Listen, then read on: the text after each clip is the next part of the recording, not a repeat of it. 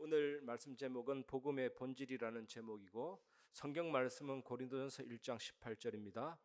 고린도전서 1장 18절 한 절 같이 합독하겠습니다. 18절 읽겠습니다. 십자가의 도가 멸망하는 자들에게는 미련한 것이요 구원을 받는 우리에게는 하나님의 능력이라. 아멘.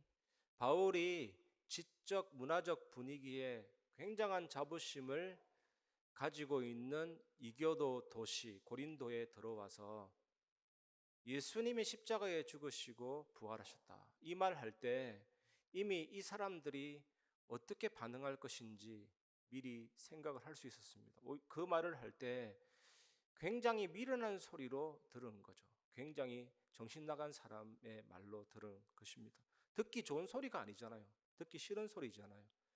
고린도라는 고급 문화에 맞지 않는 소리입니다. 세상 사람들은 그냥 유대인 청년, 30살짜리 되는 유대인 청년이 사형 선고 당했다, 이 정도로 알고 있는 아주 듣기 싫은 소리였고, 게다가 유대인들도 이 메시지를 듣기 싫어했습니다. 그 시대 유대인들은 어느 누구도 로마의 손에 죽임당할 그런 메시아를 기대하지 않았거든요. 메시아가 이교도 손에 죽임을 당할 것이 아니라 그들을 쳐 부수실 것이다, 이런 생각을 가지고 있었기 때문에. 그래서 바울은 복음 전할 때 모든 영리한 말들을 다 버렸죠. 영리한 말로 사람을 꼬을 수가 없거든요. 십자가가 직접 역사해야 됩니다. 그래서 예수님이 왜 죽으셨는지, 왜 부활하셨는지 있는 그대로 얘기했는데 하나님의 능력이요 하나님의 지혜가 임해서 많은 사람이 구원 역사에 일어났습니다. 바울이 말 잘해서가 아닙니다. 어느 현장 가든 예수님이 왜 죽으시고 부활하셨냐, 아무리 지성인이든 과학자든 그 메시지를 들어야 됩니다. 미련하게 들리지만 그게 하나님의 능력이요 하나님의 지혜거든요. 오늘 말씀을 통해 이걸 확인해 보시기 바랍니다. 첫 번째, 예수님의 죽으심입니다. 로마서 8장 2절, 이는 그리스도 예수 안에 있는 생명의 성령의 법이 죄와 사망의 법에서 너를 해방하였습니다.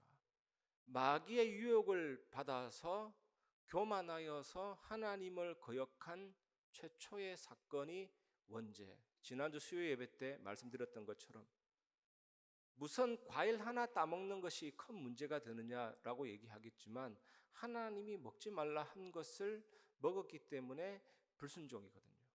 하나님과 같이 똑같이 되려고 했기 때문에 교만입니다. 그 교만함과 거역함이 원죄의 핵심이거든요. 그래서 하나님께 불순종하고 교만하고 거역이 원죄의 핵심인데, 그래서 그리스도의 은총이 없는 죄의 지배당하는 사단에게 속는 상태가 된 것입니다. 그래서 사망에 이르게 되었거든요. 영적인 죽음이 왔고 천천히 죽어가고 결국에는 영과 몸이 분리되는 물리적인 죽음이 오고 영원한 사망에 이르게 된 것입니다. 사망의 법에 매이게 된 것입니다. 이 상태에서 해방시켜 주시기 위해서 예수님이 오셨고 죽으셨습니다. 그 설명이 구약이거든요.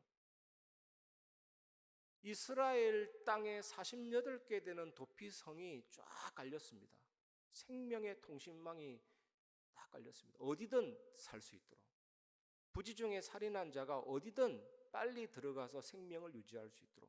그 도피성에 들어가면 일단 안전하고 대제사장이 죽는 그날 빠져나오거든요. 대제사장이 언제 죽을지 모릅니다. 80, 90 살면 80년이든 90년이든 그 안에 있어야 되고, 대제사장이 빨리 죽으면 빨리 나옵니다. 대제사장의 죽음과 나의 생명, 나의 자유가 딱 연결되어 있죠. 접붙임되어 있고. 이거 설명합니다. 예수님의 죽음, 우리의 부활과 생명과 자유. 그리고 대속죄일 날 아사셀 염소 나오잖아요. 아사셀 염소를 끌고 가서 무인지경 광야로 보냅니다. 그때 기도합니다. 우리 모든 이스라엘 백성의 죄를 아사셀 염소에다가 담았습니다. 이 염소를, 죄를 담당한 염소를 보냅니다. 너희 죄가 다 담당됐다, 이렇게 선포하면서 다 이루었다 하시는 그 말씀의 의미를 담아서 끝났다. 이 염소가 무인지경 광야에서 죽으면 끝이에요.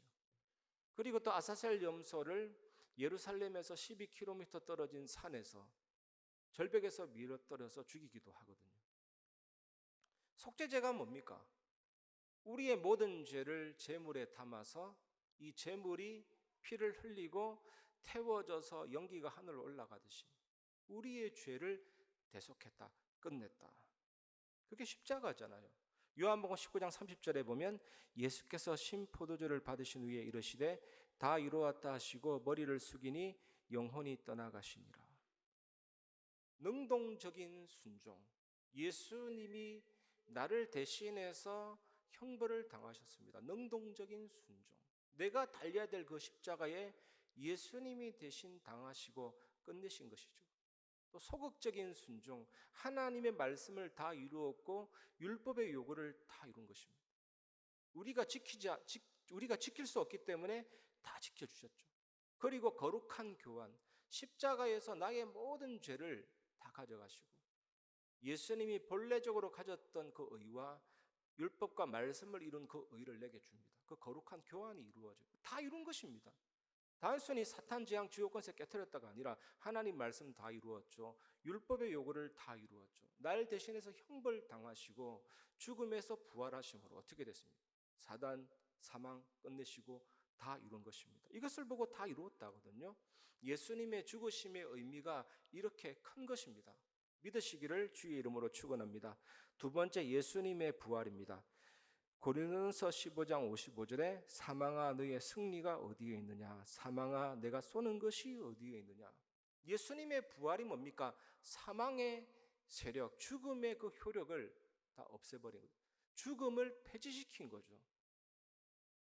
히브리서 2장 14절에 보면 자녀들은 혈과 육에 속하였음에 그도 또한 같은 모양으로 혈과 육을 함께 지니심은 죽음을 통하여 죽음의 세력을 잡은 자 곧 마귀를 멸하시며. 말씀에 뭐라 되어 있습니까? 예수 그리스도께서 부활하심으로 죽음의 세력을 잡은 자 마귀를 멸하신 것입니다. 창세기 3장 15절이 성취됐죠. 내가 너로 여자와 원수가 되게 하고 내 후손도 여자의 후손과 원수가 되게 하리니 여자의 후손은 내 머리를 상하게 할 것이요 너는 그의 발꿈치를 상하게 할 것이니라 하시고.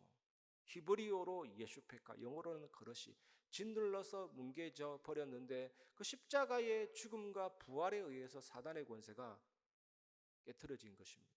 미완료태로 기록되어 있거든요. 지금도 그 부활의 능력은 계속 되는 것입니다. 우리가 주일마다 부활을 체험하잖아요. 그 주일이 예수님이 부활한 날이잖아요. 요한일서 3장 8절에 보면 죄를 짓는 자는 마귀에게 속하나니 마귀는 처음부터 범죄함이라 하나님의 아들이 나타나신 것은 마귀의 일을 멸하려 하심이라. 원죄의 뜻은 인간이 지은 최초의 죄라는 뜻입니다. 이 원죄에서 제1, 제2, 제3 끝없는 죄가 나옵니다. 이것을 자범죄라고 하잖아요. 예수 그리스도께서 부활하심으로 죄를 짓게 만드는 마귀의 일을 완전히 멸하신 것입니다. 그래서 죄에서 자유를 얻게 하면 시험을 이기는 승리가 되고 부정한 모든 것을 맑히시고 눈보다 더이게 맑히시고 주의 보혈 능력이 또다. 이 보혈을 정말로 체험하는 사람은 엄청난 일들이 일어나게 됩니다. 세 번째입니다. 세 번째는 나의 복음입니다. 나의 복음이 되는 방법은 믿음입니다. 갈라디아 2장 20절 내가 그리스도와 함께 십자가에 못 박혔나니 그런즉 이제는 내가 사는 것이 아니요 오직 내 안에 그리스도께서 사시는 것이라. 이제 내가 육체 가운데 사는 것은 나를 사랑하사 나를 위하여 자기 자신을 버리신 하나님의 아들을 믿는 믿음 안에서 사는 것이라. 나의 복음, 예수님의 죽음은 동떨어진 죽음이 아닙니다. 제가 전에도 말씀드렸는데 어떤 그림을 보니까 예수님의 십자가가 있고 예수님의 형상 모습이 있고 그 안에 점선으로 저가 있는 겁니다. 여러분이 있는 겁니다. 그 십자가에 나도 달렸다니까요. 그렇게 여기는 것이 믿음입니다. 예수님이 부활할 때 나도 부활했다. 그렇게 여기는 게 믿음이라니까요. 우리가 살아있으니까 모든 게 문제가 됩니다. 배고파도 문제가 되고 졸려도 문제가 되고 바이러스 들어가도 문제가 되고. 그런데 그 십자가는 나의 장례식이거든요. 어떤 교제인지 모릅니다. 새생명 새생아리가 보면 십자가는 나의 최종 장례 절차다. 부고장을 써도 됩니다. 나는 죽었다. 죽으면 끝나는 거 아닙니까? 살아있으니까 문제가 되지. 다 끝난 거예요. 그걸 보고 끝났다면 내가 그리스도와 함께 못 박혔고 그리스도와 함께 살았고 그 무덤에 나도 누였고 그렇게 여기는 게 믿음이라니까요. 얼마나 중요한 믿음입니까? 창세기 7장 7절에 방주 안에 들어갔다. 120일간 홍수가 와도 그 속에 있으면 안전한 것이잖아요. 요한복음 15장 5절에 나무 가지가 본체에 접붙임되면 그 안에서 진액이 나와서 살 수 있게 됩니다. 로마서 6장 5절 죽으심에 연합되면 부활하심에도 연합이 되리라. 이 나의 복음을 꼭 회복하시기 바랍니다. 나의 복음 가진 사람은 삶의 변화가 일어나죠. 정인이 되죠. 시카고의 한 교회에서 장례식이 벌어졌습니다. 3살 소녀가 죽었는데 그 발에는 신발이 신겨져 있었는데 사람들이 기도할 때 어떤 알코올 중독자가 들어와서 그 소녀의 신발을 벗겨서 밖에 나가서 팔고 술을 먹었죠. 그러다가 20년이 지나서 시카고 제1장로교회에서 수천 명이 모이는 성도들 앞에서 목사님이 설교합니다. 내가 그때 나의 죽은 딸아이에서 신발을 벗겨낸 파렴치범이 바로 납니다. 이런 만불의 찌꺼기 같은 나를 예수 그리스도께서 살리시고 전도자가 되게 하셨습니다. 십자가 복음이 들어가면 변화가 일어납니다. 멜트라이드라는 시카고의 유명한 부흥사가 되었거든요. 여러분의 자신을 제한하지 말고 그 복음이 나에게 들어오고 그 복음이 나의 복음이 되면 우리는 현장을 살리고 시대를 변화시킬 수 있습니다. 바울이 나의 복음이 됐다니까요. 그 죽음이 나의 죽음이 아니면 나의 복음이 아닌 것입니다. 그 부활이 나의 부활이 아니면 그 복음은 나의 복음이 아닌 것입니다. 예수님이 나를 위해 죽으신 그 사랑이 내 것이 아니면 나의 복음이 아닌 겁니다. 이 복음이 생각하면 세상적으로 그런 게 아니라 정말로 뭔가 너무 감사하고 막 어쩔 줄 모르는 뭔가 마음에 굉장한 충만함이 일어나게 되잖아요. 정말 예수님이 나를 이렇게 사랑하셨다니, 나를 위해 죽으시고 부활하셨다니, 나의 생명도 주님의 것이다. 사단 재앙 지옥 권세 깨뜨리신 그 권세와 그 능력과 그 복음의 본질이 나의 것이다. 너무 감사한 거 아닙니까? 이 비밀을 누리시길 바랍니다. 다른 방법 없습니다. 우리 교회 모든 성도들이 진짜 예수님의 죽음과 예수님의 부활이 나의 복음이 되면 끝입니다. 아니 그런 사람을 어디다 내놔도 현장을 변화시킬 수밖에 없습니다. 전염병처럼 말 안 해도 퍼지게 되어 있습니다. 여러분이 그런 사람 되시고 그런 정인 되시기를 주의 이름으로 축원합니다. 말씀을 마무리하겠습니다. 예수 그리스도의 죽음과 부활이 나의 복음이 될 때 어떤 일이 일어납니까? 성삼위 하나님의 비밀과 보좌의 축복. 저는 하나님의 완전하심을 생각할 때마다 참 청량할 길이 없습니다. 하나님은 완전하시고 완전하시잖아요. 하나님은 모든 시간 안에 계시면서 시간을 초월하고 모든 공간 속에 계시면서 공간을 초월하죠. 아브라함과 함께 하셨던 하나님이 지금 나와 함께 계십니다. 천지를 창조하신 하나님이 지금도 똑같은 속성으로 나와 함께 계시고 엄청난 하나님이 나와 함께 계시죠. 저는 이거 생각하니까 오늘 심장이 뛰는, 너무 위대하신 하나님이 지금 나와 함께 계시구나. 모든 장소에 함께 계시면서 지금 나와 함께 계시구나. 얼마나 위대하십니까? 이 예수 그리스도의 구원 생각하면 할수록 놀랍습니다. 거룩한 교환을 이루셨다니까요.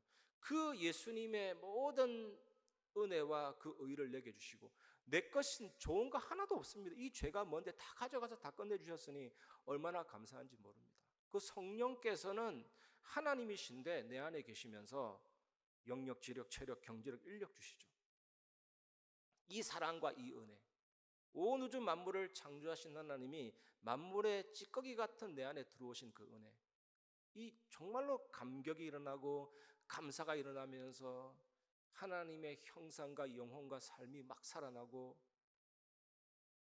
이 보좌의 배경과 시간 공간 초월하는 그 하나님의 전능하심으로 나와 함께 하시니까 목회자, 중지자, 렘넌트 살리고 세상 살리는 정인이 될 수밖에 없는 것이죠. 이게 나타납니다. 그리고 하나님이 내 안에 계시기 때문에 힘 있는 장수 나와서 날 대신해서 싸우네. 믿음이 이기네. 주 예수를 믿는 믿음이 온 세상 이기네. 그게 오버컴, 압도하다. 쓰나미가 일어나서 싹 덮어버리듯이 그 믿음이 이기는 것입니다. 사랑의 원자탄이라고 하잖아요. 이 복음의 능력이. 그 엄청난 믿음의 망대. 다 다른 거 아닙니다. 내가 온전한 믿음 회복하면 그게 믿음의 망대고, 사단이 아무리 속이려고 해도 그 망대는 힘없습니다. 무릎을 꿇고 항복하게 되어 있죠. 이 믿음의 망대가 든든하고 기도하면 빛의 망대가 되고 현장을 살리게 되는 것입니다. 그 빛 이전에 나 자신이 나의 복음으로 주님과의 연합과 복음의 본질로 내 속이 판이 뒤집히고 변화가 일어나기 때문에 당연히 빛이 아닐 수가 없는 것입니다. 그리고 이런 성도들이 모였을 때 늘 희망하고 기대합니다. 세 가지 뜰이 회복하죠. 저는 제 주변에 한 사람이면 된다라는 간증이 조금 있습니다. 정말 이 한 사람이 렘넌트를 위해서 올인하고 24하니까 문화가 형성이 되고 실제로 살리는 역사가 일어나게 돼요. 정말 우리 교회 한 사람이 오직 다민족, 오직 치유사역에 우리 모두가 마음을 담으면 일이 일어나게 됩니다. 건물은 그 다음이고 장소는 그 다음이고 시설은 그 다음입니다. 하나님의 전능하심이 임하면 되거든요. 그 세 가지 뜰을 놓고 우리 모두가 기도하면 하나님은 일을 이루실 줄 믿습니다. 그래서 우리는 더더욱 어디로 들어가야 되느냐? 말씀 충만, 성령 충만. 꼭 기억하세요. 우리 교회는 다른 거 없습니다.